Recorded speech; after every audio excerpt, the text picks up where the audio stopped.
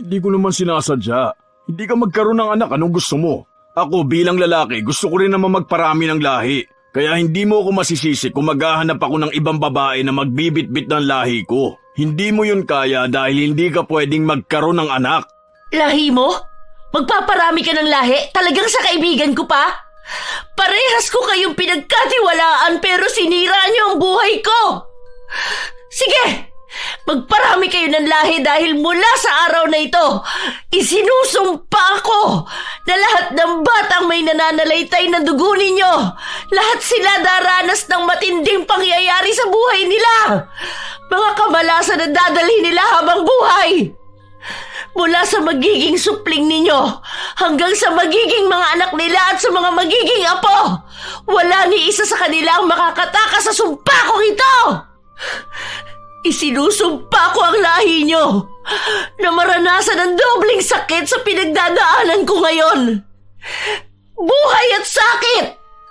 Wala ni isa sa kanilang magkakaroon ng kapayapaan sa buhay. Lahat yan isinusumpa ko. Paano kung ang ginawang kasalanan ng isang tao ay bibitbitin ang sumpa papunta sa kahuli-hulihang lahi niya? Magpapasa-pasa at pagdurusahan ng mga taong walang malay dahil lang sa pinagmulan niyang lahi. May magagawa pa kaya sa pagtaliwas at pagputol ng sumpa? O magiging parte na lang ito ng kanilang buhay na siya ring pagdurusahan ng susunod pang henerasyon? O nak, bakit ka naman nakasimangot dyan? Ang akala ko ba may celebration kayo ngayon ng boyfriend mo? Nahuli ko si Miguel, tay. May babae siya. Buntis din yung babae niya, tay. Walang hiyang lalaki yun. Papatayin ko siya! Huwag na, tay. Mapapahama ka lang. Mas gusto rin ng mga magulang niya yung babae. May pinag-aralan. Mas matino yung buhay. Mas maayos yung itsura. Natatakot sila na baka yung magiging anak namin maging katulad kung may kapansanan. Na maliit ang isang paa kaya hindi makapaglakad ng maayos.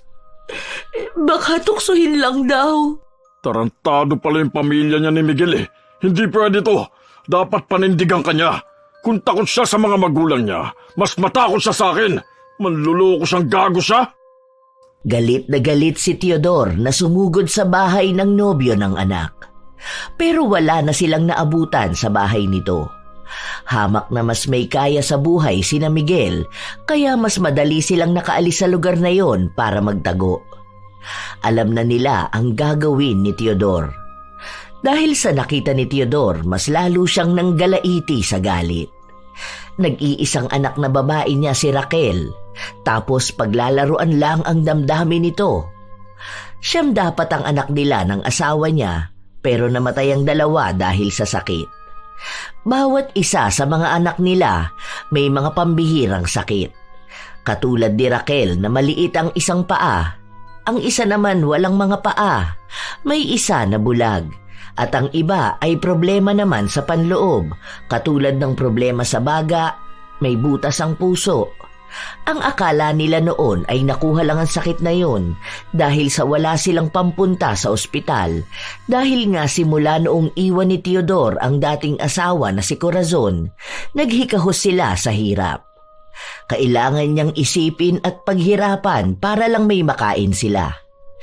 Isang araw, habang nakaupo sa labas ng bahay si Raquel, lumapit ang kanyang ama.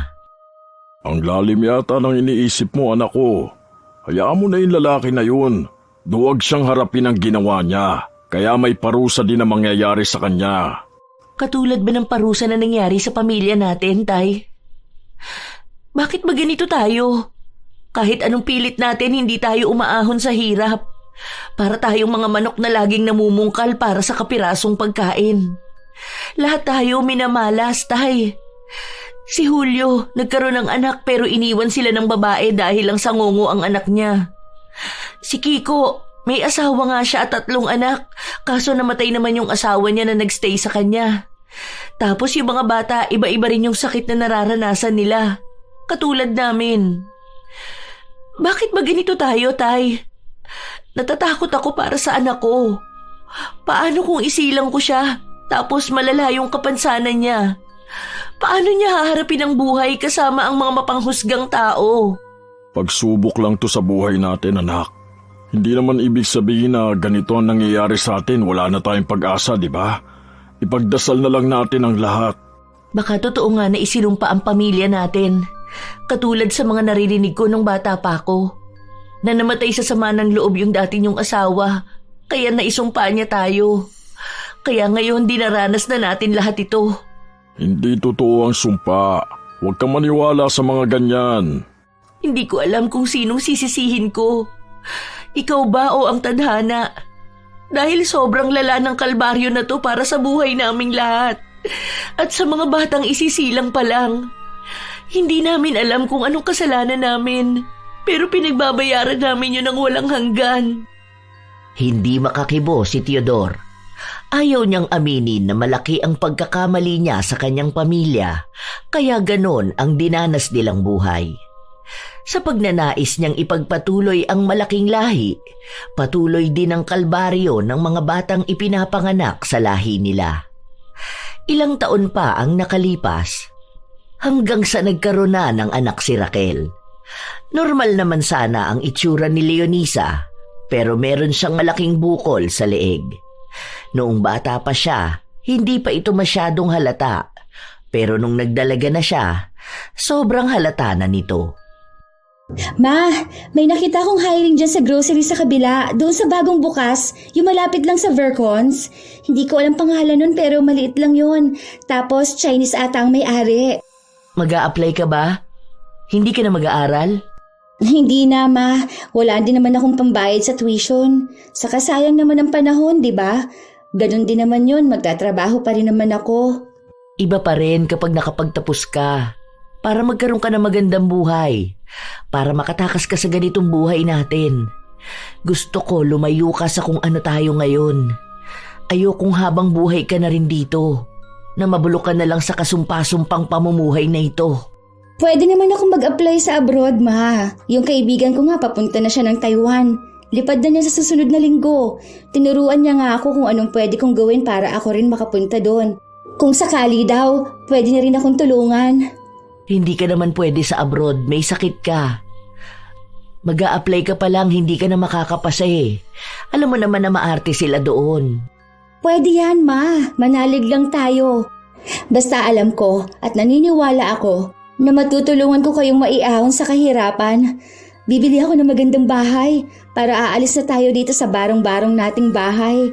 Bibili ako ng maraming kwarto para naman maayos din makakatulog si Lolo. Tapos ibang bahay naman kina Tito. Tapos sa mga pinsan ko para sama-sama pa rin tayo. Naku anak, ang dami naman yan masyado. Hindi naman sa hinahadlangan ko ang pangarap mo. Mas maganda kung uunahin mo munang isalba ang sarili mo. Huwag kang maging masyadong mataas ang pangarap dahil mahirap bumagsak. Alam mo naman sa pamilya natin, nanatili na lang tayo sa ganitong kahirapan sa buhay. Basta ako, Ma, gusto ko ipakita na kaya ko talaga. Gagawin ko ang lahat. Mag-iipon ako. Yayaman tayo. Magpapagawa ako ng paa para sa'yo. Tapos, ipapagamot ko yung katarata ng pinsan ko para naman makapag-aral at trabaho na rin siya. Kawawa naman siya. Sana nga anak, sana nga. Masakit din para kay Raquel na makitang mataas ang pangarap ng anak, lalo pat batid naman sa kanya na kahit na anong pagsusumikap nila, walang mangyayari sa buhay nila. Malas sila sa lahat ng bagay, kahit pa sa buhay pag-ibig. Kapag may taong tumatanggap at nagmamahal sa kanila ng tunay, namamatay ito. Kung hindi naman, mga manloloko ang nakikilala nila. Noon din naman mataas ang pangarap ni Raquel. Buo ang kumpiyansa niya. Pero habang tumatagal, nakikita niya talaga na totoong sinumpa ang lahi nila. Alam niyang mamamatay silang walang saya sa puso. Nangyari naman na ang lahat, kahit nasisihin pa niya ang kanyang ama, hindi naman na mababawi ang sumpa sa kanilang lahi. Ilang araw pa ang lumipas, wala pa ring mahanap na trabaho si Leonisa. Maayos naman siyang nakakasagot sa mga tanong sa kanya, pero kapag nakikita ang sakit niya, umaayaw na ang mga ito. Ma'am, promise po, hindi makakaapekto sa trabaho ko ang sakit ko na to. Please po, tulungan niyo naman po ako. Maawa na po kayo. May sakit po ang nanay ko. Kailangan ko ng pambili ng gamot niya, pati rin po ang lolo ko. Masipag po ako. Hindi po ako nag-a-absent o nalilate. Sige na po. Nadaan niya sa pakiusapan ang may-ari ng bakery, kaya kinuha siya nito. Unang araw pa lang pakitang gilas na ang dalaga. Kahit pa mababa ang sahod niya, kailangan niya pa ring magsumikap. Kung walang kikilo sa bahay nila, paano na lang niya susustentuhan ang kanyang ina at lolo? Ang mga pinsan niya kasi, iba sa kanila, hindi na talaga makapagtrabaho. Yung iba hindi makatayo sa higaan. Yung iba naman sawa na sa buhay. Sa totoo lang, minsan ding sumasagi sa utak ng dalaga na sumuko na siya. Pero mas nananaig sa kanya na dapat ay maging matatag siya sa buhay. Isang araw pa lang siyang nagkakaroon ng trabaho, nagkaroon na agad ng aberya. Nabitawan niya ang isang tray ng tinapay. Hindi lang yun, dahil muntikan pa siyang makasunog nang pumutok ang charger niya. Hindi ko naman po talaga sinasadya. Sorry po. Promise, aayusin ko po ang trabaho ko. Kahit na anong pakiusap niya, hindi siya pinakinggan ng amo. Tinanggal siya sa trabaho at binigyan siya ng 200 bilang bayad na lang sa ipinasok niya nung araw na yon. Hindi na siya siningil sa mga tinapay na natapon niya. Malungkot na umalis ang dalaga. Bago siya umuwi, dumaan muna siya ng palengke. May nakita siyang naglalako ng isda at dahil kakaunti lang naman ang pera niya, yon ang binili niya. Nang makauwi siya ng bahay nila, naabutan niya ang kanyang lolo na nagpapadingas. Lo, dapat po hindi na po ikaw ang gumawa niyan. Mausok pa naman yan. Wala namang gagawa nito, Apo. Magsasaing na sana ako eh. Yung mga tito at pinsan mo nangangalakal pa. Ay, ako na po dyan. May binili rin akong isda. Sasabawan ko na lang po ito. Sinigang na lang tapos kuha na lang tayo ng talbos ng kamote kina Aling Jobel. Oh, akala ko ba may trabaho ka? Ang aga mo naman yatang umuwi. Wala na po, Lo. Hindi ko sinasadya na matapon yung isang tray ng tinapay eh. Hahanap na lang po ako bukas ng ibang pwedeng pasukan. Ewan ko po ba? Maayos naman pagkakahawak ko dun eh. Dumulas ba naman sa kamay ko? Galit na galit ang amo ko. Pero binigyan pa rin ako ng 200. May bagong bukas na patahian dun sa kabilang bayan. Baka gusto mo. Pwede naman po. May training daw po ba? Marunong naman ako manahi eh. Mamaya itatanong ko dun sa apo ni Paulito. Doon kasi yung nagtatrabaho eh. Manager dun. Subukan mo na lang, baka doon magkaroon ka ng mas maayos na trabaho. Lo, sorry po ha. Hindi ko pa kayo mabigyan ng mas magandang buhay. Hindi ko talaga alam kung bakit hindi pa pumapabor sa akin ang langit. Pero naniniwala pa rin po ako. Magsisipag po ako para talaga magkaroon ako ng magandang buhay.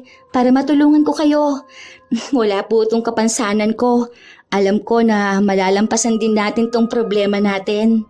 Hindi ka dapat humingi ng tawad sa akin dahil ako ang dapat humingi ng tawad sa inyo. Kung hindi dahil sa akin, hindi naman magiging ganito ang buhay nyo. Walang hanggan na parusa ko na to. Hindi yan, Lo. Manalig lang tayo na aayos din ang buhay natin. Buo ang loob ng dalawa. Alam niyang lahat ng paghihirap na pinagdaraanan niya, paraan ng Diyos para mas lalo siyang tumatag. Nang sa gayon, kapag ibinigay na sa kanya ang biyaya niya, hindi niya ito masasayang. Sa mga araw na lumipas, nakapasok siya sa patahian. Magaling naman si Leonisa, masipag kahit na minsan ay may mga hindi sinasadyang kamalasan. Dahil kilala niya ang manager, hindi siya napaalis. Tinutulungan din siya nito. Isang araw, habang pauwi ang dalaga, sumakay siya ng jeep. Noong magbabayad na siya, pansin niyang nawawala ang kanyang pitaka. Hala naman, Diyos ko, wag naman po sanang nawala yung wallet ko. Andun pa naman lahat ng sahod ko, naku po. Magkano na lang tong pera ko? Hindi to kasya kahit na pamasahe ko man lang. Bahala na, bababa na lang ako. Sa susunod na may papara, maglalakad na lang ako. Ganoon nga ang ginawa ng dalaga. Hindi siya mapakali habang naglalakad siya pauwi. Iniisip niya na lang na nasa locker niya ang kanyang pitaka. Dahil hindi niya alam ang gagawin kung sakali man na mawawala yon. Buong sahod niya ang naroon. Habang naglalakad siya ng halos 20 minutos, saka naman nagkaroon ng ambon. Sakitin siya kaya hindi pwedeng maambunan. Pero malapit na siyang makauwi kaya ipinagpatuloy niya. Katulad nga ng inaasahan niya, nagkaroon siya ng sakit kinabukasan.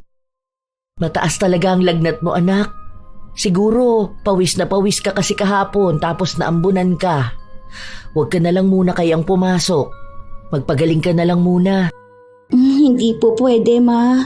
Ayoko po mag-absent dahil baka mapuna naman ako. Mawalan pa ako ng trabaho. Alam niyo naman po na kailangan natin ng pera, hindi ba? Saka may babalikan din po ako sa locker ko. Sigurado ka ba kasing kaya mo? Huwag mo nang pilitin ang sarili mo. Opo, Ma. Huwag ka mag-alala. Ako pa ba? Hindi kakayahanin to? Para sa pangarap. Para sa pamilya natin, lahat kaya ko. Habang nag-uusap ang mag-ina, dumating naman si Teodor. May bitbit siyang isang tasa na mukhang may lamang erbal. Apo ko, ito na muna ang inumin mo. Dinikdik ko pa yan. Magandang gamot yan kapag may lagnat. Salamat po, Lo. Magpagaling ka ha. Mag-iingat ka rin palagi. Matapos yung sabihin ni Teodor, ay agad din naman siyang umalis. Ang dalaga naman, ininom niya ang bigay ng kanyang lolo. Ma, bakit hindi pa rin po kayo nagkikibuan ni Lolo? Galit pa rin po ba kayo sa kanya? Nakatira lang tayo sa iisang bahay tapos ganito. Oo. Hindi ko alam kung maaalis pa tong galit ko sa kanya. Wala naman kasing ibang dapat sisihin kundi siya. Kung hindi dahil sa kanya, hindi naman ganito ang buhay natin. Ang habang panahong naging malas. Baon na tayo sa lahat dahil dun sa sumpa ng dati niyang asawa. Hindi naman daw po totoong sumpa at malas, Ma. Tayo lang mismo ang nag-iisip nun. Baka yung nangyayari sa atin, itong sakit natin, baka yung ninuno natin may sakit. Kaso hindi lang lumabas sa iba, tapos sa atin napunta. Saka hindi tayo malas. May mga pagkakataon lang talaga na hindi po pabor sa atin. Hindi pa ba malas at kasumpa-sumpa itong buhay natin? May sakit tayong lahat. Kahit bata pa namamatay. Bata pa lang nagdurusa na. Kahit anong pilit natin umangat sa buhay, hindi tayo makaangat. Dahil yung kaluluwa natin nakatali do sa sumpa ni Corazon. Mapuputol naman po ang sumpa basta maniwala lang tayong magiging maayos ang lahat. Kaya akala natin minamalas tayo o sinumpa tayo dahil yun ang iniisip natin. Kaya kapag may maliit na aberya, iisipin natin na dahil yun sa sumpa. Kasi ako, Ma, hindi po ako naniniwala sa mga sumpa na ganyan. Manalig po tayo. Magdasal lang po tayo palagi. Alam ko po na hindi tayo pababayaan ng Diyos. Basta, hindi maalis sa akin na siya ang sisihin. Kung sana nakontento na lang siya sa asawa niya o kaya hindi niya agad binuntis si nanay habang hindi pa sila naghihiwalay ni Corazon, wala namang ganito. Sa kagustuhan niya magparami ng lahi, ayan, dumami nga. Pati kamalasan sa buhay, dumami. Siya ang punot dulo ng lahat ng ito. Kaya habang buhay din akong galit sa kanya. Alam ni Leonisa ang galit ng kanyang ina. Dahil bata pa lang siya noon, lagi na niyang naririnig ang kanyang ina na inaaway ang kanyang lolo. Lalo na kapag may pangyayaring hindi niya inaasahan. Nawala talaga ng tuluyan ang pera ni Leonisa. Buong sahod niya pero hindi na lang niya ito masyadong inisip.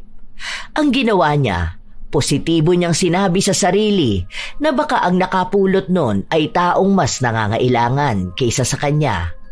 Sa mga araw na lumilipas, may trabaho pa rin naman si Leonisa, pero madalas talaga siyang pinagagalitan ng kanyang amo. Minsan, sa kanya ibinibintang kapag may maling nagagawa. Naaawa lang ito sa kanya, kaya hindi siya mapaalis sa trabaho. Isang araw, nagkagulo sa trabaho nila dahil may mga maling tahi na naipadala sa customer. Malaking customer ito kaya galit na naman ang kanyang amo sa kanya. Ha? Hindi ko po alam yan. Ang ginawa ko lang po nung isang araw, nag-pack lang po ako nung binigay sa aking mga damit. Hindi ko naman po alam na kailangang i-check muna yun isa-isa. Akala ko po kasi yun na yung order kaya inilagay ko rin lahat sa box. Naku, sorry po. Hindi ko na po uulitin. Aayusin ko na po talaga ang trabaho ko. Sorry po. Naku, parang awa niyo na po. Huwag niyo naman po akong tanggalin sa trabaho ko. Hindi nga siya tinanggal sa trabaho, pero ang daming masasakit na salitang sinabi sa kanya. Kinutya na lahat sa kanya. Mula sa pamilya niya, sa itsura niya, sa pinag-aralan niya at sa kung paano siya magtrabaho. Sinabi rin sa kanya na sa susunod na mauulit ang ganong kapalpakan, hindi na siya magdadalawang isip na tanggalin siya sa trabaho. Lalo na kung pera ng kumpanya ang manganganib dahil sa kanya. Nang umalis ang amo, nagtungo sa banyo si Leonisa at doon siya umiyak. Sobrang bigat ng dibdib niya, kaya iniiyak na lang niya ito. Okay lang to. Parte ng buhay ang mapagalitan, ang magkamali. Okay lang yan, Leonisa. Okay lang yan. Wala yan. Huwag kang susuko, ha? Marami kang pangarap. Tandaan mo na hindi tayo bibigyan ni God ng problema kung hindi natin kaya. Kaya, alam ko na kaya mo to. Hindi ka malas. Hindi ka malas. Lahat ng nangyayari may rason. Ibig sabihin lang nito, pinapatatag ka pa. Okay? Huwag ka na umiyak. Ayos lang ang lahat. Ayos lang talaga. Pangako. Pilit na pinapalakas ng dalaga ang kanyang loob. Dahil sa oras na sumuko siya, alam niyang matutulad lang siya sa mga kamag-anak niyang sinukuan na ang buhay, na naghihintay na lang ng kanilang kamatayan. Dahil kung ganon ang gagawin niya, ang mangyayari lang ay hindi nga sila makakaalis sa buhay na meron sila noon. Naniniwala siya na siya ang puputol ng kahirapan nila. Makakaisip siya ng paraan para magbago ang kapalaran nila. Hindi iikot sa paulit-ulit na sumpa ng buhay. Isang gabi, nang makauwi ang dalaga, nasa tapat pa lang siya ng pinto ay naririnig na niya ang kanyang ina at lolo na nagtatalo na naman. Ano bang gusto mong gawin ko? Kung naisumpa ang lahi ko, anong gusto mo? Wala naman na ako magagawa, di ba? Kung yun na talaga ang nangyari, kung yun na ang kapalaran nating lahat, tinanggap ko na nga na ganito na. Wala naman akong kakayahang balikan ng nakaraan para makausap si Corazon, para humingi ng tawad sa kanya, para hindi na umabot sa punto na isusumpa niya ang buong lahi ko. Kung hindi ka lang sana naging makasarili, hindi sana nahihirapan ng ganito ang buhay namin. Ang buhay ng anak ko. Sana nasa maayos siyang kalagayan, hindi yung naghihikahos kahahabol sa magandang buhay na kahit na kailan hindi niya makakamtan dahil malas kaming lahat. Tingin mo ba ginusto ko rin itong mangyari? Naaawa ko sa inyong mga anak ko, lalo na sa mga apo ko. Hindi ko naman alam kung paano puputulin ang sumpa eh. Wala na si Corazon, matagal na siyang patay. Matagal na ring patay ang nanay niyo. Ano, gusto mo rin ba na sumunod ako? Kung pwede lang eh, pero buhay pa ako. Hindi ko alam kung kailan ako mamamatay. Pati tong sumpa mo gusto mong takbuhan? Ikaw mamamayapa ka, habang kami at sa mga susunod pang henerasyon, anong mangyayari?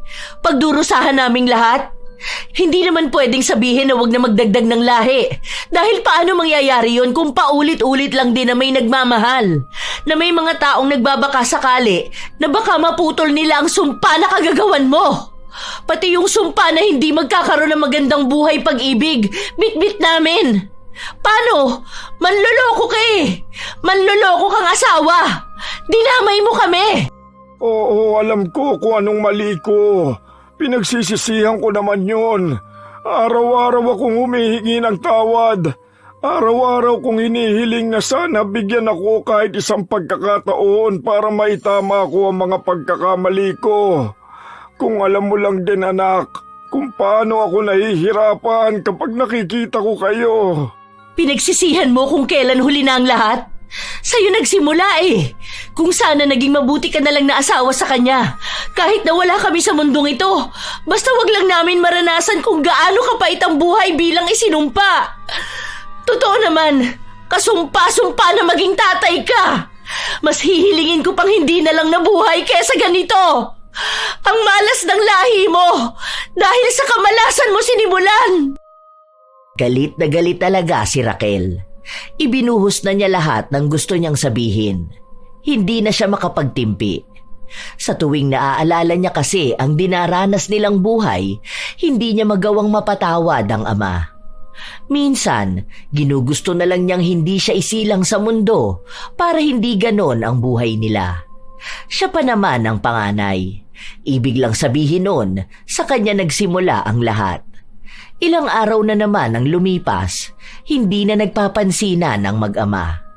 Kahit na anong gawin ni Teodor na suyuin ang anak, hindi ito nagpapakita ng simpatsya sa ama. Kaya si Leonisa na lang ang pumagitna sa kanilang dalawa. Patawarin mo ko, Apo, ha? Alam ko naman kung anong galit sa akin ang nanay mo. Kasalanan ko naman talaga kung bakit ganito eh. Pangarap kong magparami ng lahi. Pero hindi ko akalain na magdurusa talaga ang bawat isang kadugo ko. Bakit po ba bigla na naman kayo nag-away ni Mama? Ang lakas pa ng sigaw niya kanina. Hindi ko alam. Basta bigla na lang siyang nagalit sa akin. Siguro dahil sa nangyayari sa'yo. Alam ko bilang magulang mahirap sa kanya na makita ang anak niyang nahihirapan. Na kahit na anong gawing pagsusumikap, hindi makaahon dahil lang sa kagagawang ko. Dahil sa kasalanan ko na lahat kayo nagbabayad. Kaya sana mapatawad niyo ko. Hindi ko alam kung hanggang kailan to. Pero sana may makaputol ng sumpa. Noong una, hindi naniniwala si Leonisa sa sumpa ng pamilya nila. Pero mukhang totoo nga ito at ngayon ay nais na niyang siya mismo ang puputol ng sumpa. Gusto niyang sa mga susunod na henerasyon ng lahi nila wala nang magdurusa. Ngunit paano niya ito gagawin? May tao bang makakatulong sa kanya? Dahil ang nag-iisang tao na dapat nababawi ng sumpa ay matagal nang namayapa. Sinubukang magtanong ni Leonisa kung anong pwede niyang gawin. Kung sino-sino ang kinakausap niya at iba-iba naman ang sinasabi sa kanya. Sinabi niya rin sa kanyang ina ang hakbang na gagawin niya para kung sakali ay matulungan siya nitong lumaban sa sumpa ng kanilang lahi. Ginawa ko na rin niya noon kung saan-saan pa akong albularyo lumapit. Yung 2 albularyo na nakausap ko na pwede sana akong matulungan, namatay naman. Simula nun, umiwas na akong resolbahin ang problema ng pamilya natin. Wala na to. Ganito na talaga ang buhay natin. Matatapos lang itong pasakit na to kapag namatay tayo. Naniniwala po ako na may makakatulong sa atin. Hindi ako nawawalan ng pag-asa, Ma. Habang nabubuhay tayo, alam kong may dahilan itong lahat. Baka isa na sa atin ang kayang pumutol ng sumpa. Kailangan lang nating maging matapang. Ikaw ang bahala.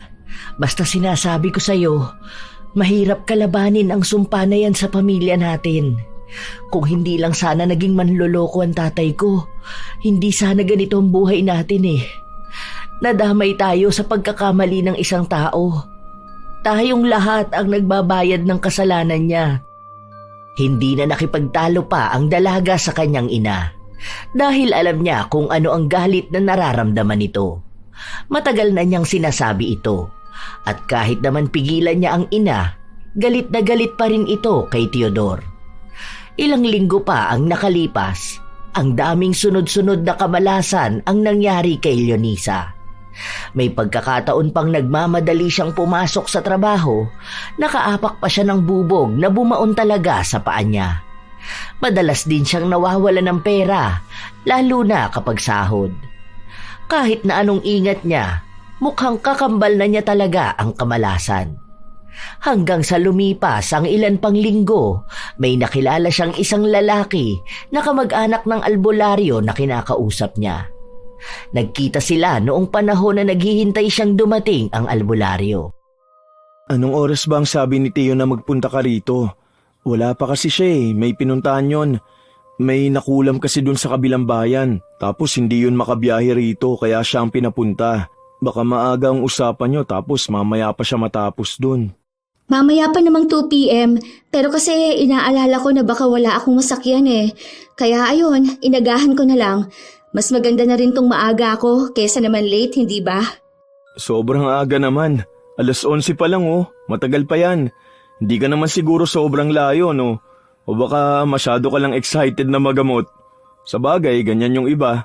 Minsan nga madaling araw pa lang nandito na sila Pero yung mga yun, dayo kasi sa malalayong lugar.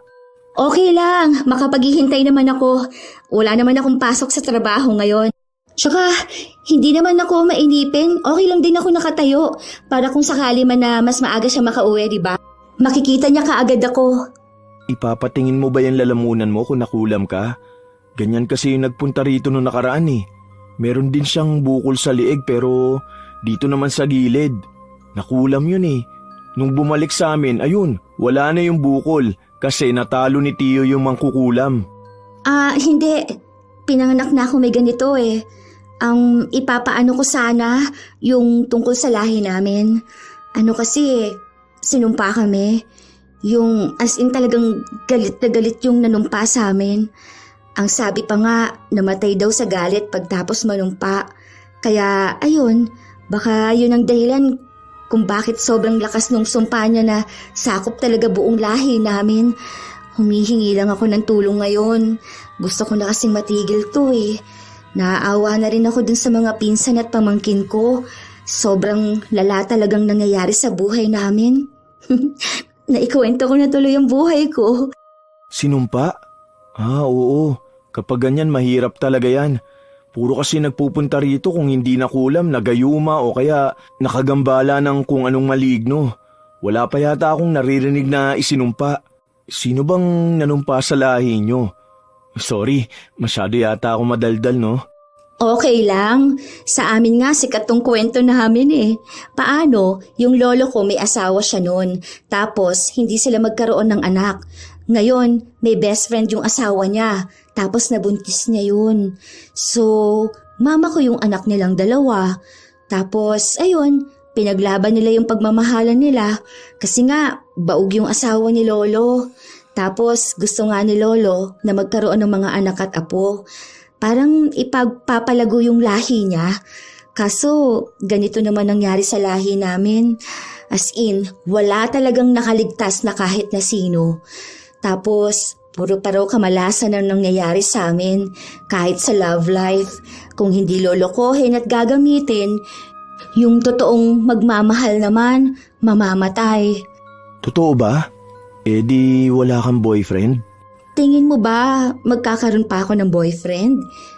Tingnan mo nga tong sakit ko. Tsaka ayoko, baka mamatay lang siya Baka madamay pa siya sa kamalasan ko sa buhay, no? Kung matutulungan ka naman ng tiyo ko, matitigil na yung sumpa. Kaya pwede ka na mag-asawa. Ang ganda mo pa naman. Sayang naman ang lahi, di ba? Baliw! Paano nga magkakaroon ng lahi kung sinumpa nga? Kaya nga pinipigilan magpalahi para mapigilan ang sumpa, di ba? Sana maalis ni tiyo ang sumpa. Para naman maligawan kita. Baliw! Anong pinagsasabi mo dyan? Huwag mo nga akong biruin ng ganyan. Alam mo, masama yung ginagawa mo. Ha? Ano namang masama na nagkakakrush ako sa'yo? Totoo naman yun Noong una, ang akala ni Leonisa ay nagbibiro lang ang binata. Pero gumagawa ng paraan si Jonathan para mas lalo silang magkalapit na dalawa. Umiiwas ang dalaga, lalo na kapag naiisip niya ang sumpa ng pamilya nila. Pero aaminin niya, Bilang isang tao, naghahangad din naman siya ng pag-ibig. Gusto niya rin itong maranasan. At tunay nga ang sinabi ng kanyang ina, na kapag pilit niyang tatakbuhan ang pag-ibig, mas lalo niya itong aasamin. Litong-lito na siya sa mga nangyayari. Habang nagpapatuloy ang ginagawa ng tiyuhin ni Jonathan na alisin ang sumpa sa lahi nila, siya namang mas lalong paglalapit nilang dalawa. May nabubuo ng pagmamahalan kahit na hindi pa nila ito binibigyan ng linaw. Isang araw, habang magkasama ang dalawa, muntikan ng masagasaan si Leonisa. Mabuti na lamang ay hinila siya ni Jonathan. Sabi sa'yo malas talaga ako, di ba? O muntikan na ako masagasaan. Tapos kanina may dumi yung inupuan ko. Tapos natapilok pa ako kahit naglalakad lang naman ako. Ay, malas talaga sa buhay. Pero alam ko, matatapos din to. Kaya nga mas lalo kung gusto makasama ka para ako na lang ang magiging tagapagligtas mo, di ba? May pogi kang superhero. Isa pa, masaya rin ako kapag kasama kita. Wala naman ako nakikitang mali sa'yo Ikaw lang din yung walang tiwala sa sarili mo. Hoy, wag! Kawawa ka lang talaga kapag sa akin ka napunta. Isipin mo na lang talaga, kahit konting awa na lang para sa sarili mo. Sayang talaga ang buhay mo, sinasabi ko sa'yo. Grabe ka, kawawa talaga. Oo, alam mo, gwapo ka, mabait, masipag din. Kaya maraming babae ang magkakagusto sa'yo. Mas kaya ka nilang bigyan ng magandang pamilya, magandang lahi. Huwag ka sa akin, kung ayaw mong mabilis kang mamatay. Alam mo, feeling ko, tayong dalawa ang puputol niyang sumpa ng lahi niyo. Ako may kamag-anak akong albularyo, pero ako ang magpapatulong sa kanya na wag tabla ng sumpa-sumpa na yan. Nako ha, walang exemption sa sumpa namin. Kaya kahit na gusto kita, hindi ko naman pwedeng isaalang-alang ang buhay mo, no? Marami pang pwedeng mangyari sa'yo. Kaya huwag mong sayangin ang buhay mo sa akin, ha? Ibig sabihin gusto mo ko? So, may chance talaga tayo. Subukan lang natin. Wala namang mawawala Paano kung totoo naman talaga na tayong tatapos ng sumpa ng pamilya nyo? Bigyan mo ko ng chance. Papatunayan ko na kaya nating labanan ng anumang sumpanan na ipataw sa inyo. Tayo mismo ang puputol nun. Hindi pa kumbinsido si Leonisa pero mapilit ang binata. Kaya sa unang mga buwan nilang magkasintahan, inilihim nila ito. Kinakabahan palagi si Leonisa, lalo pat lagi niyang iniisip na baka biglang mawala sa kanya ang nobyo. Pero maayos naman palagi si Jonathan. Wala pa ring nagiging balita kung paano nga ba nila magagawang alisin ang sumpa. Nagtanong nga ang albularyo kung saan ang libingan ni Corazon, pero hindi niya ito masagot dahil hindi naman sinabi sa kanya ng kanyang lolo. Isang araw, habang nasa bahay ang dalaga, nagtanong siya sa kanyang ina. Ma, tingin mo, hindi kaya tunay na pag-ibig ang magtatapos ng sumpa ng pamilya natin? Anong akala mo rito? Isang kwento sa telebisyon? Walang tunay na pag-ibig ang tatapos sa sumpa na ito. Dahil selyado to ng galit dahil din sa pag-ibig. Kung tunay na pag-ibig pala, bakit hindi magawa ng mga kapatid ko o mga pinsan mo na maputol ang sumpa? Nagkaroon sila ng tunay na pag-ibig pero dahil hindi tayo pwedeng maging masaya, namatay din ang mga yon. Kaya huwag kang maniwala sa pag-ibig kung ayaw mong masaktan. Wala lang, naisip ko lang kasi. Di ba? Baka kung may dalawang tao na nagmamahalan na lalaban sa sumpa, minsan kasi pag-ibig at paniniwala ang nakakatalo sa sumpa. Paano ka lalaban, Aber? Maghahalikan kayo tapos mawawala na ang sumpa? Walang ganon. Wala na tong pag-asa dahil kung yung naunang taong isinumpa, hindi niya magawang pigilan o tapusin ito tayo pa kayang apektado lang. Wala na to. Ang kailangan na lang, tanggapin na lang natin kung anong kapalaran natin. Iisa lang tayong lahat. Kung anong isinumpa, yun din ang meron sa atin. Kaya kung ayaw mong may magpatuloy ng sumpa, huwag kang magkaroon ng anak. Hindi nakakibo si Leonisa dahil hindi niya maamin sa kanyang ina na buntis siya. Gusto na sana niyang ipakilala ang nobyo pero mas lalo siyang nakakaramdam ng takot. Hindi niya alam kung paano sisimulan at paano ipaliliwanag dito na may nobyo na siya. Lalo na at ilang beses na ring ipinaalala sa kanya na hanggat maaari ay pigilan niya ang sarili na magmahal. Dahil lahat sa pamilya nila ay nawawalan ng minamahal. Hanggang sa dumating ang araw na mismong ina niya ang nakapansin na tila ba nagdadalang tao siya. Matapos niyang maduwal sa pagkain na bigay ng kanyang lolo. Ayos ka lang ba, Apo? Hindi ba masarap? Doon ko naman yan binili sa tindahan na sinasabi mong paborito mo ang luto. Baka hindi na siya yung nagluluto noon.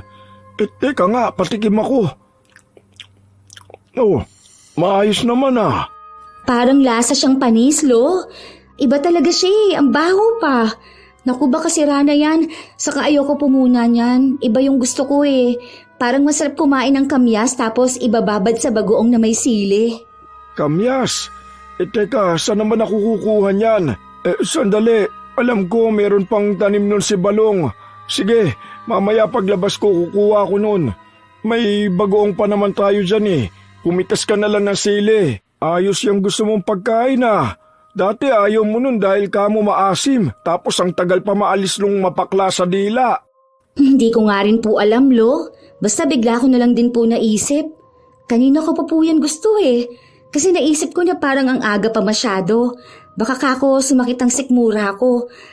Saka gusto ko nga rin ng bayabas. Pero yung sobrang liit as in, yung parang may bulaklak pa sa dulo. Sarap nun eh. Yun naman, mapait. Buntis ka ba, Leonisa? Po? Paano nyo naman po nasabi? Buntis ka ba? Sorry, Ma. Punyeta naman, Leonisa! Ano ba sinabi ko sa'yo? Talagang nagdagdag ka pa ng batang magdurusa sa sumpa ng lahi natin? Alam mo naman kung ano mangyayari sa bata, di ba? Hindi ka talaga nag-iisip? Hindi pa ba sapat yung dinaranas mo? Gusto mo pang mandamay ng iba? Hindi mo ba nakikita tong nangyayari sa ating lahat? Huwag ka magalit sa anak mo. Paano kung nagmahal lang naman siya? Hindi naman niya mapipigilan yun eh. Damdamin yun ng isang tao. Nagmahal? Punyeta ang pagmamahal yan! Alam niyong kasumpa-sumpa ang magmahal sa pamilyang to! Yung lalaki mo, kung hindi ka niyan iiwan, ikaw mismo ang maglilibing sa kanya! Hindi mo man lang inisip ang kapakanan ng taong yun. Kung totoong mahal mo siya, hindi mo siya idadawit sa sumpa. Nagpabuntis ka pa talaga? Ano na lang ang mangyayari sa bata? Ha? Ipapanganak na may kapansanan? Siya ang susunod sa yapak mo na magiging malas sa buhay? Ma, alam ko naman na kaya namin tong lampasan eh. Alam ko na kayang itigil itong sumpa na meron ng pamilya natin. Hindi daranasin ni Jonathan ang kaparehas na nangyari sa mga naging asawa o minahal na mga kadugo natin. Hindi magiging katulad ko ang anak ko. Kaya naman yan. Kung hindi kasi dahil sa iyong manloloko matanda ka. Kung sana nakontento ka na lang, walang ganito. Naulit na lahat. Yun nangyari sa akin, nangyayari na ngayon sa anak ko at sa mga susunod pang henerasyon. Walang makakalaya sa lintik na sumpa na to. Dapat ikaw lang ang pinagbabayad, hindi kami. Lalong hindi ang mga walang muwang na batang isinilang lang para pagbayaran ang kasalanan mo. Sa'yo nagsimula tong lahat. Kung alam mo lang kung gaano kita kinasusuklaman. Ma, huwag niyo naman pong awayin si Lolo. Desisyon ko naman din to eh.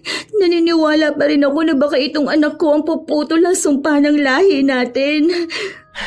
Hindi mo alam kung anong ginagawa mo. Hindi mo alam kung anong buhay ang pinapasok mo. Wala na rin naman ako magagawa. Andyan na yan eh. Binuo nyo na yan. Dinala mo na yan sa kasuklam-suklam na lahi na to. Hindi ka na naawa sa bata. Alam mo kung anong kamalasan ang mapabilang sa pamilyang ito. Paglaki ng anak mo, magsisisi rin siyang napabilang siya sa pamilya na may sumpang pinagbabayaran, kahit na hindi naman siya ang may kasalanan. Halatang galit na galit ang ina ni Leonisa. Naiintindihan naman ito ng dalaga dahil alam niyang iniiwas lang siya ng ina na danasin ang sakit na nararamdaman nito. Pero malakas talaga ang paniniwala ni Leonisa na mawawala ang sumpa. Lalo pat gumagawa naman sila ng paraan. Nakakatulong din naman ang tiyuhin ni Jonathan. Pagpasensyahan mo na lang muna ang mama mo. At pasensya na rin apo ko ha, kung nadadamay kayo sa kasalanan ko. Kung sana mabibigyan lang ako ng pagkakataon na maitama ang mga pagkakamali ko, ginawa ko na. Pero hindi ko talaga alam kung paano eh. Araw-araw ako nagsisisi, pero alam kong walang nakakarinig sa akin. May kausap na po akong albularyo. Yung pong tiyo ni Jonathan, gumagawa po siya ng ritual para mawala itong sumpa ng lahi natin. Manalig lang po tayo. Alam ko po at naniniwala po ako na magiging maayos ang susunod na henerasyon ng lahi natin. Hindi po tayo habang buhay na parurusahan. Sana nga po, sana nga. Dahil alam na ng pamilya niya ang kanyang pagdadalang tao, ipinakilala na rin ni Leonisa ang kanyang nobyo. Dinala niya ito sa kanilang bahay pero hindi nakipag-usap ang kanyang ina. Galit yata sa atin ang mama mo. Iniiwasan niya ako kanina pa eh. Tapos nung binati ko siya, tuloy-tuloy lang siya naglakad.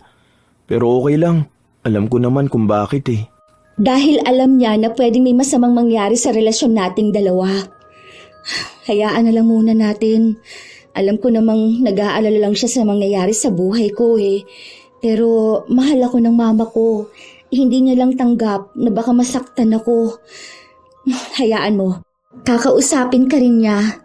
Kapag napatunayan na natin sa kanya na mapuputol natin ang sumpa, alam ko magiging masaya rin siya sa kung ano man ang meron sa atin ngayon.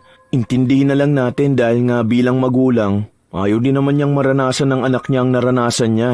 Lalo na kung may kinalaman sa sumpa. Maniwala na lang tayo na mapapatunayan natin sa kanilang tayo ang puputol ng sumpa ng lahi niyo. Naniniwala rin ako. Alam ko rin na hanggat kasama kita, matapang ako. Para sa atin, para sa anak natin, at sa susunod pang henerasyon ng lahi natin.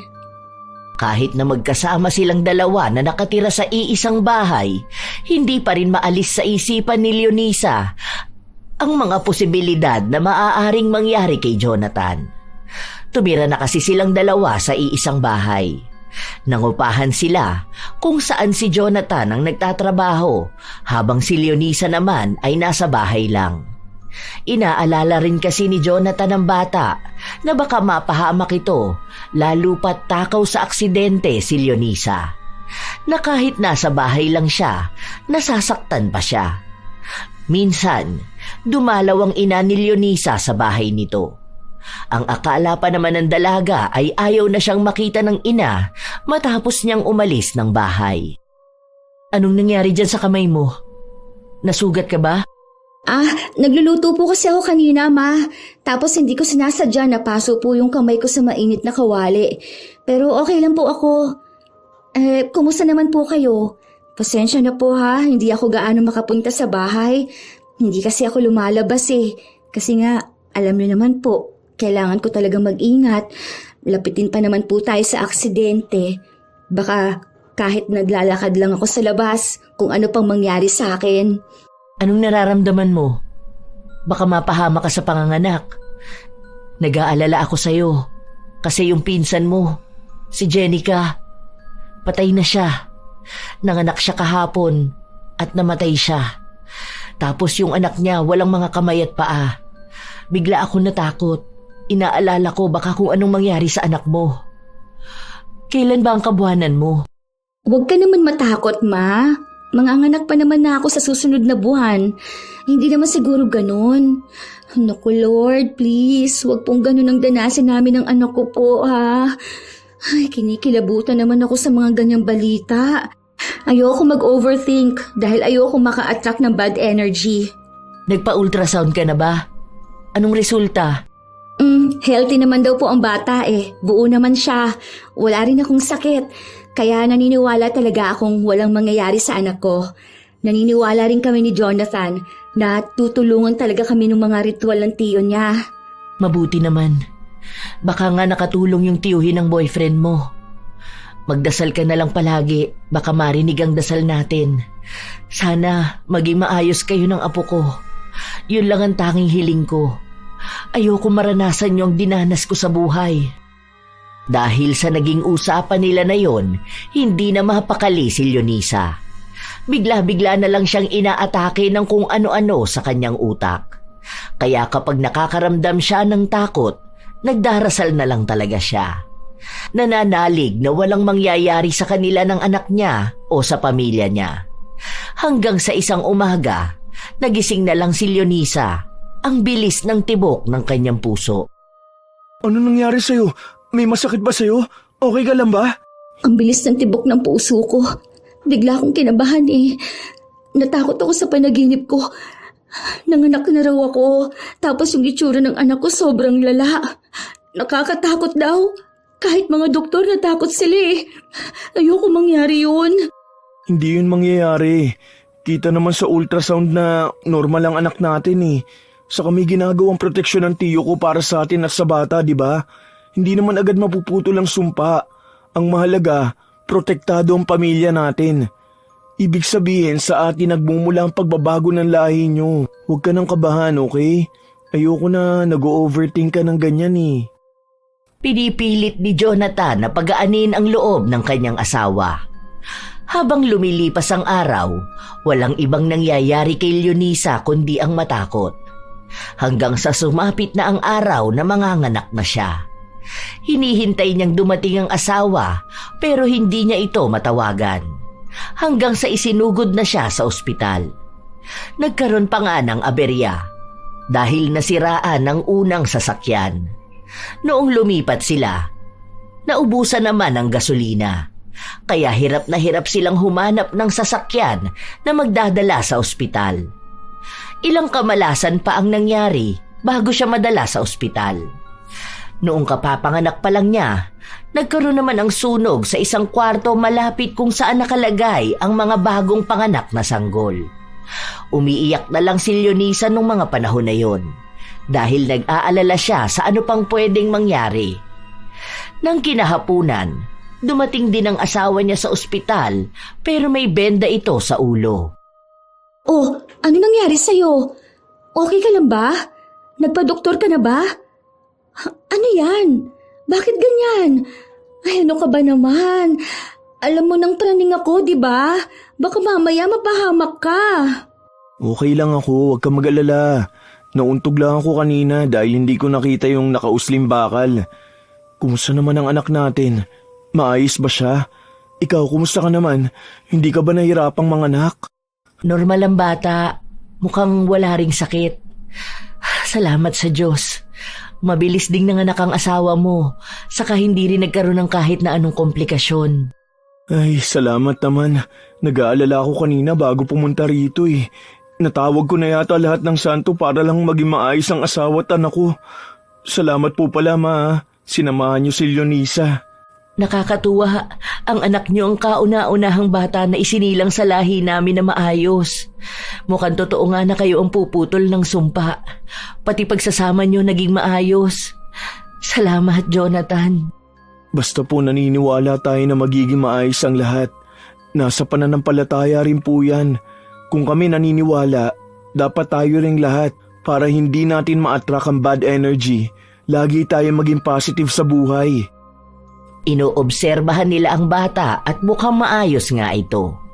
Walang nakita na kahit na anong sakit, kaya ikinatuwa nilang lahat ang nangyari. Iniisip nila na sa mga susunod na henerasyon, wala na ang sumpa na nakapataw sa pamilya nila. Mukhang si Leonisa nga ang pumutol dito, dahil siya lang din ang nagkaroon ng karelasyon na tumagal. Doon lumakas ang paniniwala nila na sila rin sa susunod ay magiging maayos. Masaya si Leonisa na nabigyan niya ng inspirasyon ng lahi niya. Isang araw, bumisita si Teodor sa bahay ni Leonisa para makita ang kanyang apo. Ang ganda naman ng apo ko. Kamukha ng mama niya. Paano naman po ako, Lo? Ay, kamukha din ng papa niya. Dalawa ho kami ang kamuka. Ang mata nakuha sa'yo, Jonathan. Pero itong ilong, ay ang cute. Kuha sa mama niya. Buti hindi masyadong naging pango. Kaya nga po, Lo Ang sa mama niya kasi ganito lang kaliit, halatang Pilipino. Hoy, palibasa, malaki lang yung ilong mo. Parang laging galit kasi, ang laki ng butas ng ilong. Napakaswerteng bata. Sana tuloy-tuloy na apo ko. At sana lahat din ng isisilang yung mga apo ko ay maayos na. Gusto kong makita kayo na maayos at malayo sa sumpa ng pamilya natin. Huwag na lang po nating pag-usapan yung mga ganyan, Lo. Ayoko na rin pong maalala o balikan kung anumang nangyari sa pamilya natin. Ang mahalaga po, nakatakas na tayo. Ito na po ang simula ng pagbabago ng lahi natin. Wala na po ang sumpa. Wala nang magiging kalbaryo para sa ating lahat. Masaya sana. Maganda ang mga naiisip ni Leonisa. Nakalaya sila. Nakaligtas ang bata sa sumpa. Pero hindi ibig sabihin nun ay nakaligtas na siya sa hagupit ng paghihiganti sa lahi nila. Nagising na lang siya ng madaling araw. Hindi niya pansin na wala pala ang asawa niya. Nakatulog siya nung hapon kaya ang akala niya ay umuwi na si Jonathan. Sa hindi mawaring dahilan, nakaramdam siya ng kakaibang kaba. Napatingin siya sa kanyang cellphone. Walang tawag, walang kahit na anong tugon ang asawa. Ay, Diyos ko po. Sana naman maayos ang asawa ko. Walang masamang mangyari sa kanya. Ay, ano ba, Jonathan? Nasaan ka ba? Bakit nakapatay itong cellphone mo? Malalakas na pagkatok ang narinig ni Leonisa mula sa pinto. Sunod-sunod yun. Kakilala niya kung sino ang kumakatok. Isa sa mga kaibigan ng asawa niya. Ayaw niyang buksan dahil natatakot siya sa maaaring mangyari o maaaring matuklasan niya. Pero binuksan niya pa rin ito. Hingal na hingal ang lalaki. May dugo rin ang katawan nito, para bang gasgas sa balat. Nang magsalita na ang lalaki, doon tuluyang gumuho ang mundo ni Leonisa. Nalaman niyang patay na ang asawa niya. Para siyang nabibingi. Wala siyang maintindihan sa nangyayari sa paligid niya. Ayaw niya yung paniwalaan dahil paano niya tatanggapin na wala na ang asawa niya kung nangako ito sa kanya na hindi siya mapapahamak kahit na ano ang mangyari. Sana nga lang ay panaginip yun, pero hindi.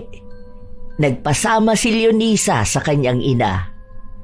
Kitang-kita niya na bangkay yon ng asawa.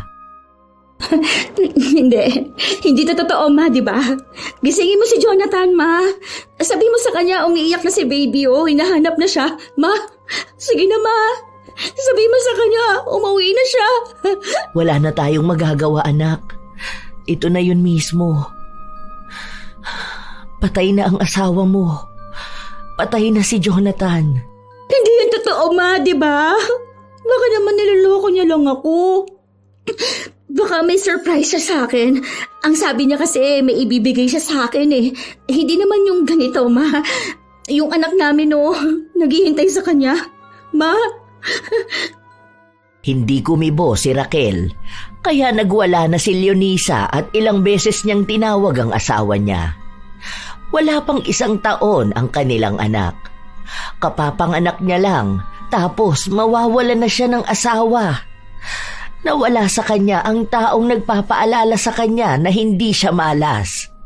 Pero ngayon, mukhang ang sumpa na akala nilang natakasan nila ay siyang sumpa na paulit-ulit siyang nilalapitan. Hindi niya tinanggap ang nangyari sa kanyang asawa. Iniisip niya palagi na nasa trabaho lang ito. Nakaburol sa bahay ng tiyuhin niya si Jonathan pero hindi siya nagpupunta. Hanggang sa huling lamay na. Apo, sige na. Pumunta ka na sa lamay ng asawa mo. Tignan mo siya sa huling pagkakataon. Magpaalam ka na sa kanya para matahimik na rin ang kaluluwa niya. Hindi naman patay ang asawa ko. Alam ko babalik yun dito sa bahay. Miss na niya ang anak namin. Hinahanap na rin siya ni baby. Alam ko naman, Apo, na mahirap yang tanggapin. Gayong mahal na mahal yung isa't isa. Sana kahit sa huling sandali lang, samahan mo naman ang asawa mo. Bakit ganito ang buhay natin? Bakit kasi ganito pa tayo isinumpa? Bakit kailangan pagdusahan lahat? Akala ko maayos na eh. Akala ko nakawala na ako. Mas masakit pa pala yung balik sa akin. Doble. Hindi lang. Higit pa sa ilang libong sakit. Umaasa ako na maayos na eh. Umasa akong tapos na eh. Pero hindi tayo tinatantanan ng lintik na sampa na to. Mahal na mahal ko yung asawa ko, Lo. Mahal namin ang isa't isa, Lo. Bakit kami ang nagbayad ng kasalanan mo? Bakit kami ang paulit-ulit na binabalikan ng galit ng dati mong asawa? Bakit kami? Wala naman kaming kinalaman dun, Loy. Wala kaming kasalanan, di ba? Ang tangi lang naming kasalanan. Ipinanganak kami sa lahi mo. Patawad na po. Patawarin niyo ako. Kapag ba pinatawad kita, mawawala tong sumpa? Babalik ba ang asawa ko? Magiging maayos pa ang buhay namin? Yung mga tito ko, mga pamangkin ko na nagdusa tulad nitong sa akin, magiging maayos din ba sila? Yung mga batang isisilang pa lang, makakatakas ba sa parusa? Hindi naman yata, di ba? Bakit ngayon ka pa hihingi ng tawad? Bakit sa amin pa? Bakit hindi noong mga panahon na nakasakit ka ng ibang tao? Kami yung nagdusa eh. Kami yung nagbayad. Bakit kasi gumawa kayo ng kasalanan noon? Bakit hindi mo pinag-isipan na nakakasakit ka ng tao, Lo? Bakit? Hindi ko alam. Pasensya na kayong lahat sa akin. Alam ko ang galit nyo. Tama lang na magalit kayo sa akin dahil wala akong kwentang tao. Ako ang nagdala sa inyo sa sitwasyon na ganito. Inuna ko yung kagustuhan ko at nagbakasakali na hindi magtatagal ang sumpa. Pero mali ako dahil mas lumalala pa ngayon. Kung buhay ko man ang kabayaran, sana maging sapat na yon para sa pagbabago at kapatawaran yung lahat. Ilang beses na humingi ng tawad si Teodor. Pero kahit na paulit-ulit niyang gawin yun, wala pa ring mangyayari. Patay na si Jonathan at nagdurusa na si Leonisa. Sa huling sandali na makikita ni Leonisa ang lalaking mahal niya, bumuhos ang kanyang luha. Wala siyang ibang ginawa kundi ang umiyak, ang magmukmok, ang malungkot at magkulong. Damang-dama niya kung ano ang ibig sabihin ng sakit. Kung ganoong kasakit ang dinanas ni Corazon matapos siyang traidorin ng asawa at kaibigan, magagalit naman talaga siya ng husto. Pero ang hindi maunawaan ni Leonisa ay kung bakit kailangang pati sila ay madamay. Dahil kung makikita lang nila si Corazon, marahil ay maaawa ito sa kanila. Ang tunay na kinagagalitan lang naman ito ay si Teodor. Sa paglipas ng ilang buwan na wala na ang asawa ni Leonisa, nagsimula siyang bumalik sa bahay nila. Pero hindi na rin niya kinakausap ang kanyang lolo. Doon niya lubos na naunawaan kung bakit iba sa mga kamag-anak nila ayaw nang kausapin si Teodor. Apo ko, tignan mo to. Bumili ako ng laruan para sa anak mo. Tingnan mo, matutuwa siya rito. Inipon ko pa ang pera ko para mabili ito. Hindi matutuwa ang anak ko dyan. Baka mamaya madamay pa siya sa kamalasan nating lahat. Hindi ko pa nga sigurado kung may susunod pang malas na mangyayari sa buhay ko. Pero wag naman sanang madamay ang anak ko. Wag naman sana sa kanya mapunta ang karma na dapat kayo ang nagbabayad. Nakakasuklam to. Pumasok sa loob ng kwarto si Leonisa kung saan nakita niya ang anak na mahimbing ang tulog. Sumunod namang pumasok sa loob ang kanyang ina. Kanina pa naririnig ni Raquel ang argumento nilang maglolo pero hindi siya nakialam. Dahil alam niya naman na naglalabas lang ng sama ng loob ang anak.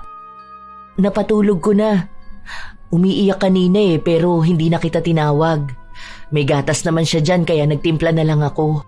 Wala ka namang napapansin na kakaiba sa anak ko, Ma? Sakit o kung ano man? Natatakot ako na baka isang araw kung ano na lang mangyari sa kanya. Pina-check up ko siya. Wala namang natatagong sakit. Ang sabi, kahit sa physical niya at mental, maayos naman daw. Wala naman akong napapansin na kakaiba. Sana talaga wala. Wala naman. Malusog nga siya. Totoo na hindi siya nadamay sa sumpa. Baka nakatulong din yung ginawa ng tiyo ni Jonathan.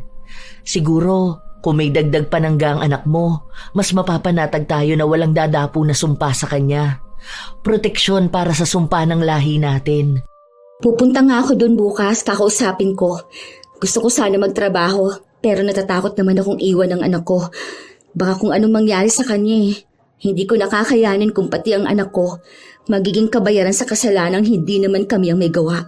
Pwede naman ako mag-alaga sa anak mo. Babantayan kong maigi. Dahil takot din ako na baka bawian siya bigla. Iba pa namang umatake ang sumpa sa atin. Akala ko nga hindi na kayo maaapektuhan ng pamilya mo . Akala ko nakalaya na kayo. Pero sadyang kusang lumalapit ang sumpa. Kung nakaligtaan ka ng isang beses, babalik at babalikan ka. Kaya sana, wag yung mangyari sa anak mo. Lalo pa at siya lang ang nasa lahi natin ng maayos. Huwag naman sanang sa kanya ang punta ng mas malalang sumpa. Kasi hindi maalis sa akin ang galit na nararamdaman ko kay Lolo. Kapag may nangyaring masama sa anak ko, habang buhay ko siyang sisisihin. Hindi ko matatanggap na tayo ang nagbabayad ng kasalanan niya. Kung bakit tayo ang nasasaktan dahil lang sa naging mapanakit siya noon. Dapat siya lang mismo ang gantihan. Alam mo kung bakit tayo ang ginantihan? Dahil kung si tatay lang ang makakaramdam ng sakit, parang baliwala lang. Dahil alam niyang makatarungan yun. Pero kung tayong lahat at nakikita niya mismo, higit na triple ang sakit nun para sa kanya. Doon niya mas lalong mararamdaman ang pagkakamali niya. Kahit na magmakaawa pa siya sa taong nagawa niya ng mali, wala nang kapatawaran. Maging sa atin, walang kapatawaran ang pinaranas niyang buhay sa atin. Isang paalala na ang taong gumawa ng masama sa kapwa, ang balik ay sa taong mahalaga sa kanya. Para doon niya maramdaman kung gaano kasakit ang pinaramdam niya noon. Hindi talaga maalis ang galit na nararamdaman ng dalaga. Hanggang sa nakausap niya ang albularyo na tiyuhin ni Jonathan. Sinabi lang sa kanya nito na hindi niya talaga kayang alisin ang sumpa. Kahit na malakas na ang puwersa niya, hindi maalis ang ano pang isinumpa ng pusong galit. Nabawasan niya ang epekto nito, pero hindi kailanman maaalis. Parang awa niyo na po. Nawala na sa akin ang asawa ko. Ayoko namang mawala rin sa akin maging ang anak ko. Tulungan niyo na ako. Gagawin kong lahat para sa anak ko. Tulungan niyo akong matapos ng sumpa na ito. Bilang katarungan na rin sa sinapit ng asawa ko. Alam ko at naniniwala ako na may magagawa pa tayo para maputol itong sumpa na ito. Ngayon na isa ng ina si Leonisa, mas lalong naging buo sa kanyang puso na gawin ang lahat para matapos na ang sumpa ng kanilang lahi. Kahit nahirap siya, kahit na nasasaktan siya at kahit na nagkakandamalas ang buhay niya. Ang alam niya lang, hanggat kailangan siya ng anak niya, ipagpapatuloy niya ang pagbibigay ng bago at mas maayos na buhay. Malayo kung sa kung ano ang naranasan niya. Pansin niya kasi na sa lahi nila, lahat sila tinanggap na nakakapit na sa kanila ang sumpa. Walang gustong lumaban, walang gustong tumaliwas. Kaya siya mismo ang gagawa nun. Naging mas matapang siyang harapin ang lahat. Ganoon ang nagagawa ng pagiging isang magulang. Hindi pa rin sila magkaayos ng kanyang lolo, pero kinausap niya ito.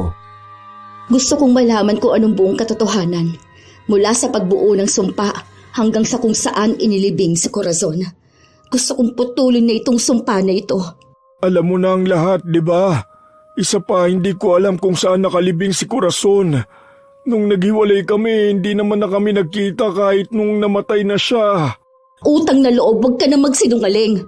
Kung talagang gusto mong magbagong sitwasyon naming lahat at nang sa susunod na henerasyon, sabihin mo yung totoo. Aminin mo kung anong ginawa mo. Hindi tayo parurusahan ng ganito para sa simpleng bagay lang. Hindi lang ito basta panluloko sa kanya o pananakit mo. Alam ko meron pa. Utang na loob. Kung totoong humihingi ka ng tawad at nagsisisi ka, aminin mo na kung ano ang nagawa mo. Hindi matatapos itong sumpa na ito kung dadalhin mo hanggang sa kamatayan mo ang katotohanan. Hindi ko alam kung ano sinasabi mo. Hindi pa ba sapat na pati ako nahihirapan sa nangyayari sa inyo? Hindi yun sapat kung hindi ka kumikilos para mabago yun. Alam kong ikaw lang ang nag-iisang tao na may alam. Sana naman, maging lalaki ka. Maging tao ka na kayang manindigan. Hindi isang duwag na matanda na nagtatago sa paghihirap ng lahi mo. Paano mo naaatim na tignan kaming lahat na nagdurusa na dahil lang sa kasalanang nagawa mo? Sabihin mo, saan nakalibing si Corazon? Saan niyo siya inilibing? Hindi kumibo si Teodor. Nakatingin lang siya sa kanyang apo na ang mga mata ay nagsusumamo.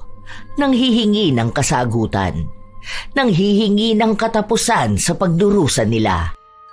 Nang tingnan ni Teodor ang buong paligid, nakita niya rin ang mga apo niyang may kapansanan.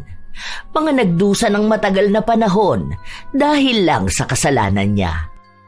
Nasa sementeryo naman siya, doon sa libingan ng tatay niya. Pero ikaw ang pumatay sa kanya, tama?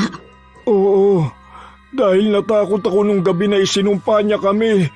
Buntis ang lola mo noon at dahil sa takot ko, hindi ko sinasadya na mapatay siya.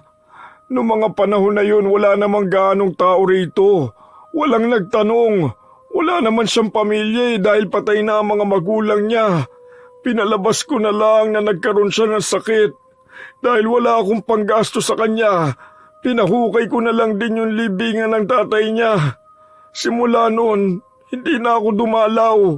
Walang maayos na libing, walang padasal. Basta alam lang dito ng lahat na patay na siya. Akala ko pag namatay siya, dadalhin niya yung sumpa at hindi na matutuloy. Hindi ko naman alam na hanggang sa kahuli-hulihan ko yatang lahi, bit-bit yung sumpa niya. Nakita mo na? Ganyan ka kasamang tao. Ganyan mo ginawang miserable ang buhay naming lahat. Kung hindi ka papipilitin, hindi mo pagugustuhin ituwid ang lahat. Ilang beses kang humingi ng tawad sa amin. Yun pala, ikaw pa rin ang may kasalanan kung bakit hindi kami makatakas sa ganitong buhay. Buti nagkakawa mo pang makatulog ng maayos dahil dyan sa mga kasamaang nagawa mo. May pagkakataon sana kami na maging normal, maging masaya sa buhay. Pero dahil sa pagiging makasarili mo, nawalan kami ng pagkakataong maging malaya. Patawarin niyo ako mga apo ko, mga anak ko. Patawarin niyo ako sa lahat ng nagawa kong mali. Hindi pwedeng paghingi lang ng tawad ang gawin mo. Bigyan mo ng katarungan ang kasalanan mo para sa katahimikan na rin naming lahat.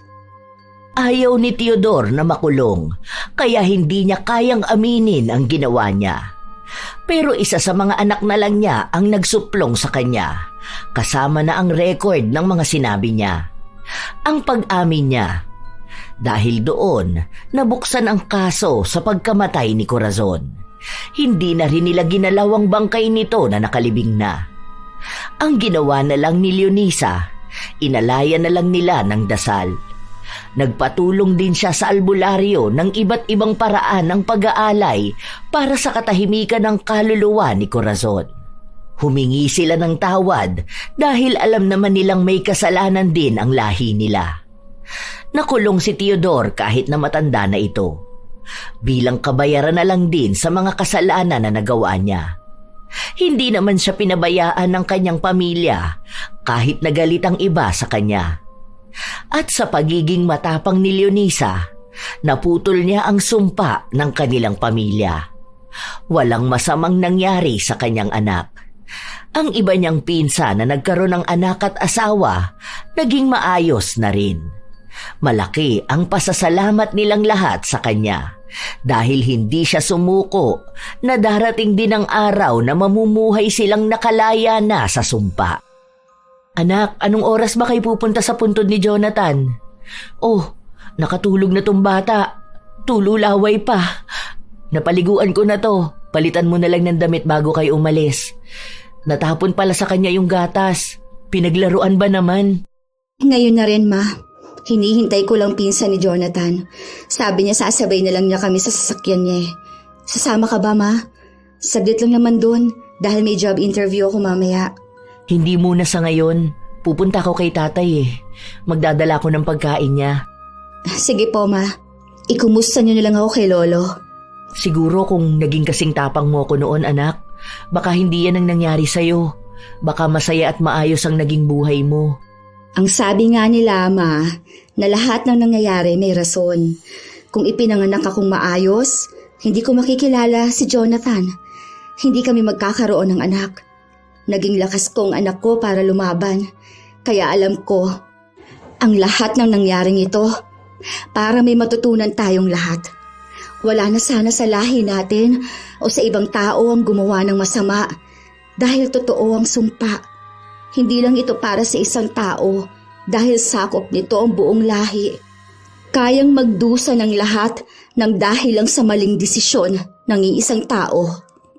Ang mahalaga na lang para kay Leonisa ay nabigyan na niya ng katarungan si Corazon kahit na hindi niya ito nakita o nakilala. Nabigyan niya ng katarungan ang mga tao sa lahi nila na nasaktan at nagdusa dahil lang sa kasalanan ni Teodor. At higit sa lahat, pinalaki niya ang kanyang anak na wala na ang takot na baka isa ito sa magdusa. Sa paglipas ng panahon, nagkaroon din ng bagong asawa si Leonisa. Nagkaroon pa siya ng 2 pang anak. Tanggap ng lalaki ang una niyang anak at napakabuti nito. Masasabi niya na hindi niya makakalimutan ang unang lalaking minahal niya. Pero mukhang nagpadala ito ng lalaking mamahalin sila ng anak niya habang buhay. Si Teodor naman, nasa kulungan pa rin. Pero ang balita nila ay mabibigyan ito ng mas mababang taon ng sintensya. Ang hiling na lang ni Leonisa, naway may malaking aral na napulot ang kanyang lolo. Sa buhay, may mga nagagawa ang bawat tao na hindi sinasadya at may mga bagay din na nagagawa ng sadya. Mula sa panloloko, pananakit, pagiging makasarili, hanggang sa panunumpang idinulot ng matinding galit. Ang mga kasalanang ito, lalo na kung malalim at mabigat, ay nag-iiwan ng bakas na maaaring sumunod hanggang sa susunod na henerasyon. Ang kasalanan ng isang tao, lalo na ng isang haligi ng pamilya o pinuno ng lahi, ay nagkakaroon ng mabigat na kapalit. Minsan, ang kasalanan ng lolo ang nagiging pasan ng apo. Ang galit na binitawan ng ninuno ay nagiging bigat na dinadala ng bawat anak. At ang maling desisyong itinanim noong unang panahon ay nagbubunga ng hirap, sigalot o takot sa kasalukuyang henerasyon. Tandaan na lamang na hindi mo kasalanan ang kasalanan ng nauna sa lahi. Kahit na minana ang sumpa, hindi ibig sabihin na kailangang manahin ang kamalian.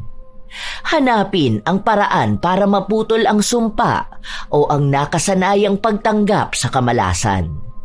Maging dahilan ng pagbabago. Gawin ang ibang paraan para wala ng ibang henerasyon ang magdusa. Wala ring taong magbabayad ng kasalanang hindi nila ginawa. Ang kasalanan ng magulang ay hindi dapat maging kapalaran ng anak o maging sumpa ng lahi. Marami talagang tao ang nagiging masama na nagiging dahilan para magdusa ang ibang tao. Tila ba nagiging kabayaran sa kasalanang hindi rin naman niya ginusto? Kayo ba mga apo, may nakilala na rin ba kayong tao na tila nagbabayad ng kasalanang gawa ng lahi nila? Kung kayo rin ay may opinyon ukol sa ating bagong kwento, maaari nyo yang ibahagi. Naway may aral kayong natutunan. Shout out sa ilan sa mga masusugid na tagapakinig ng mga istorya ni Lola Telang.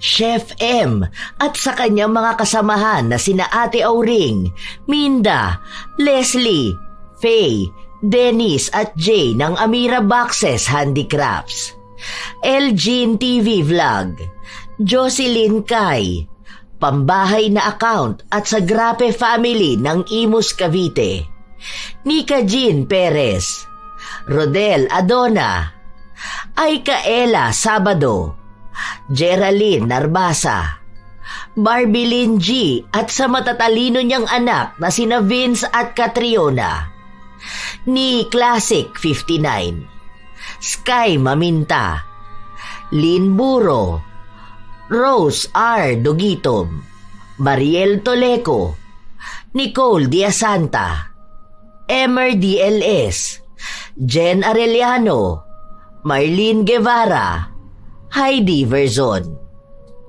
Shout out din sa inyo, Julie Habitan, Rosemary Casonete, Christine Bukalig at sa lahat ng customer na kumakain sa kanilang karinderya sa San Isidro, Cabuyao, Laguna.